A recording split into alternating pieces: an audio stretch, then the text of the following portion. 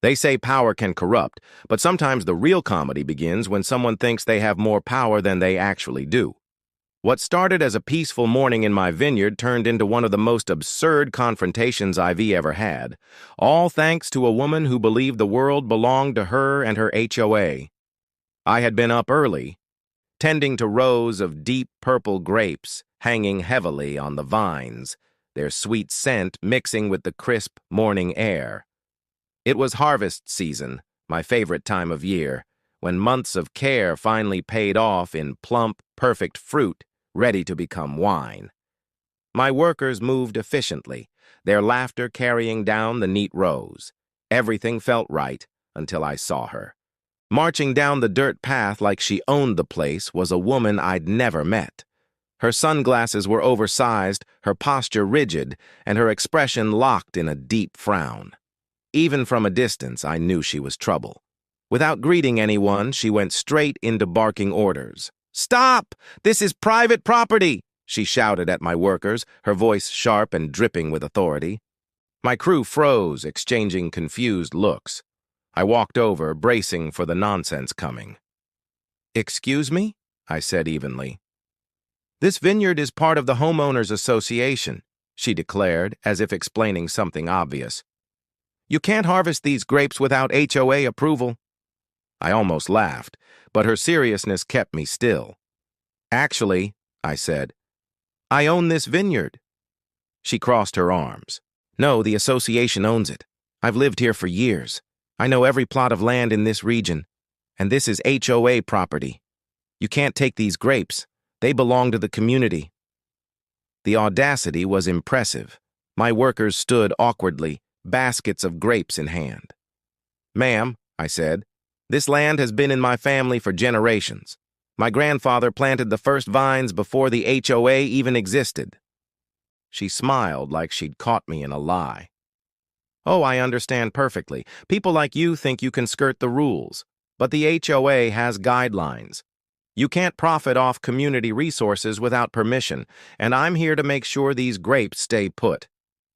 Her confidence was astonishing, especially since she'd clearly never been here before. "Community resources?" I repeated. "Yes," she said firmly. "I saw the listing online. This is on the HOA's map. That means it's ours." I couldn't hold in a laugh. "Do you even know what you're talking about?" Her face hardened. "I have every idea, and if you don't put those grapes back, I'll call the police." I didn't waste time arguing. I called my vineyard manager, asking him to bring the property files and land title. She stood smugly, convinced she'd win. 10 minutes later, my manager arrived with a thick folder. I flipped to the official land deed, complete with property boundaries, registry number, and ownership history going back over a century. "Here," I said, holding it out. "Take a look." She scanned it, her smirk fading. "This can't be right," she muttered. "Oh, it's right," I said. "This vineyard isn't just private property. It's agricultural land outside HOA jurisdiction. And as of last year, I purchased the surrounding parcels, which means—" I paused. "I own the entire region you're talking about." Her jaw tightened. "That's impossible." "It's entirely possible," I replied. "Your HOA sits on land I lease to them. Technically, you're here because I allow it." The realization hit her hard. Her posture deflated, though she tried to keep dignity. "Well, maybe put up a sign," she said. "It's confusing for residents." I smiled. "Don't worry, I'll put up a sign. In fact, I'll name this row after you, Karen's Corner. A reminder of the day you tried to confiscate grapes you thought were yours." My workers chuckled, and she shot them a glare before marching off. As she vanished, one of my crew whispered, "That was the weirdest thing I've seen." I agreed. The rest of the morning went smoothly, and the harvest was one of the best in years. Later, over a glass of freshly pressed grape juice, I thought about the encounter. Some people are so convinced of their own authority, they never consider they might be wrong. And when reality catches up, it's always a sight to see. The funniest part? A week later, I got an email from the HOA board apologizing for the misunderstanding and assuring me no members would interfere again.